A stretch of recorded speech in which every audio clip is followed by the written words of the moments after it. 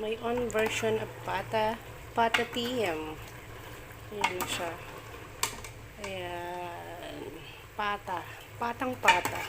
Ayan, nagtatanggalan na yung mga laman. Sorry, na ano. Nagtatanggalan na yung mga laman kasi nga, pinakuluan ko na to. Ayan, pero patang pata yan. Ang laki eh.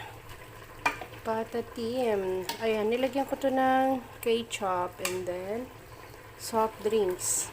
Ayan, first time ko magluto nito guys. Umasa lang ako sa YouTube recipe. Thank you so much. Ayan, hindi ko nababanggitin kung kanino ko to ginaya. Tingnan mo siya. Pata TM. Ay. Luto na siya. Luto na. Let's eat.